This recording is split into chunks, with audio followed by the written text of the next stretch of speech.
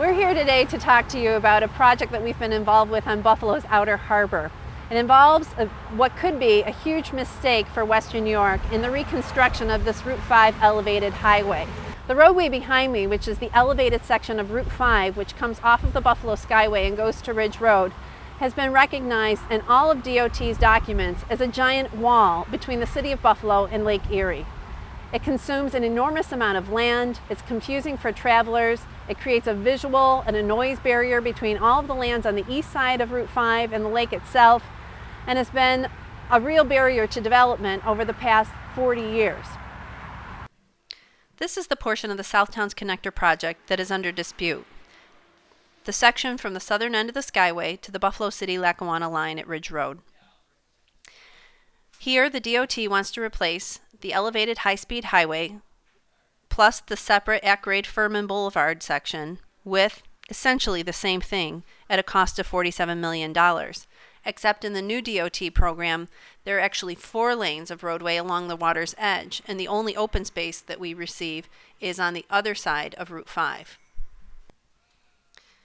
The great news is that DOT actually studied another alternative.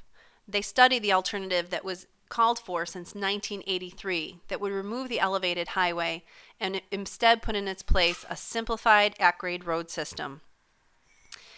The new roadway would require a much smaller DOT footprint, returning almost 80 acres of land to waterfront community use, inviting new development and tax revenue back into the city of Buffalo. The Skagway Expressway, the 198, handles more truck and car traffic on a day-to-day basis than the Route 5 project area. This proves that the proposed 4-lane boulevard for Route 5 will be more than adequate. This finding was also confirmed by the traffic engineers of Smart Mobility. DOT did find that the boulevard alternative is totally feasible in terms of meeting the traffic needs. The Southtowns Connector project is a major transportation investment that will really shape this whole area for generations to come. So getting the design right and the planning is really critical to helping this area really reach its potential. For a long time now, the elevated portions of Route 5, like this right behind me, and the Skyway itself have been perceived as great barriers to this area really becoming as great as it could be and being a place that people can enjoy the waterfront. Their current plans for the Southtowns Connectors project is not really addressing these barriers, but actually going to make them even worse and continue them again for generations. The city of Buffalo, in its last waterfront plan, adopted a policy that the Skyway should come down. But if the DOT plan gets built, it's going to lock in the Skyway for another 50 years. Another really important consideration in thinking about the alternatives that we have for the Southtowns Connectors is the future of the Skyway. The current DOT plan basically assures that the Skyway will remain in place as a high-speed connection between the Outer Harbor and downtown. There's long been interest among the community in replacing the Skyway with an at-grade street-level bridge that would provide a more direct connection for pedestrians, bicyclists, and others between the Outer Harbor and downtown. But that, first of all, won't be possible with the DOT plan because they're maintaining a high-speed freeway on Route 5. And furthermore, that alternative was never even looked at in this whole Southtown Connector project. This bridge has to be removed in order to open up our waterfront to development. Why did they segment these two projects? The Skyway Bridge and Route 5 should be interconnected. They're one thruway, they're one project. Of course, we want to connect the city with the Outer Harbor, and there are many studies that have looked at options, but most of them had some serious challenges. We're delighted to report that we may have found a solution, proposing a crossing over the southern end of the city ship canal to Ganson Street, where traffic could both support the revitalization of businesses along Kelly Island, and traffic could flow over the Michigan Street Bridge without interrupting General Mills or the sailboats in that city ship canal area. We already understand how an elevated highway impacts development connections to the waterfront. We've watched the 190 downtown separate our community from the lakefront for years. Haven't we learned from this mistake? Are we going to repeat it on the Outer Harbor? We have this Actually, it's like a slot of cars going out of the city of Buffalo into the Southtowns. It's driving people out at 60 miles an hour. No one else is doing it this way anymore. Every enlightened city is getting away from this kind of berm, elevated expressway type of development. And they're bringing it down to grade, they're eliminating it, and doing alternative roads like Furman Boulevard, which could accommodate all this traffic. So it's just the type of urban planning we should have been doing for the last 50 years and haven't. I think the people want places they can care about.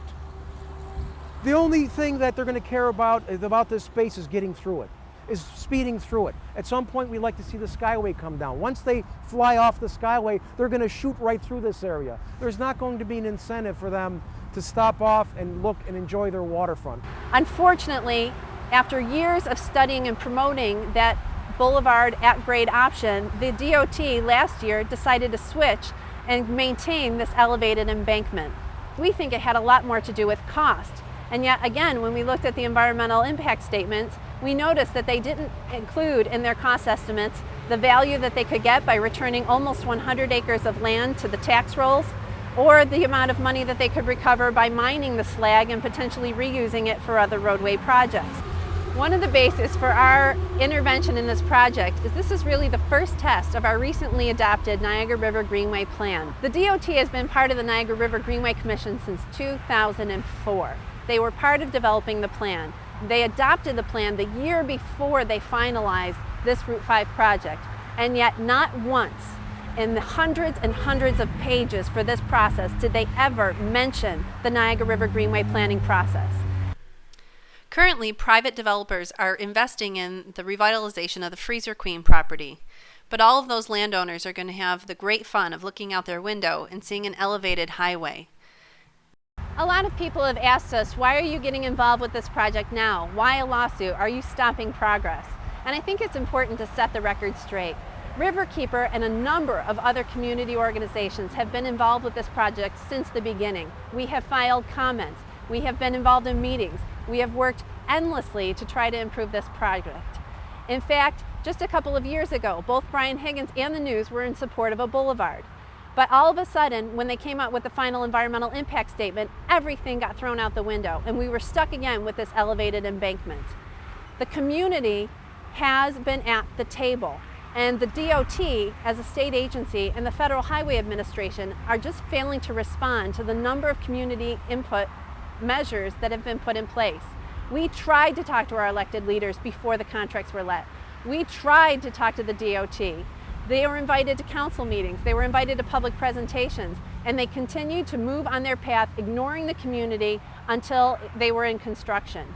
They were well on notice that this process was flawed and that they had legal challenges. They were moving forward at their own risk. They chose largely not to come to the waterfront committee of the Common Council in the city of Buffalo to address these concerns. They don't want to hear. They said we've waited long enough, but expediency is no substitution for the proper plan, a plan that will be with us for the next 50 or 75 years. I personally invited the Commissioner of the Department of Transportation, the State Commissioner of the Department of Transportation, to come into the people's body, the Common Council. She declined. No one is opposing, for example, the Tiff Street Arterial that's going to open up hundreds of acres of brownfields for redevelopment tomorrow. It's not at all a controversy. Similarly, there's work that can be done south of Ridge Road along Route 5 in Lackawanna that'll dramatically improve that neighborhood's conditions while we rework plans for Route 5 up in Buffalo. The ironic thing is that under the current DOT plan, much of the elevated portion is being removed anyway. Right now, August 2008, the highway is already partially being removed and partway toward the boulevard plan. Very little would be lost in changing the project design at this time to the boulevard plan. Indeed, the savings from the boulevard plan in recycled fill and the sale of freed up land would probably result in taxpayer savings. Olmsted stated, "Nothing is greater than our beautiful water that we have." This is a traffic nightmare. We are planning for disaster. Here we are, 50 years ago, politicians made a decision. They made a decision to dissect our waterfront, to create dead zones in our most valuable land.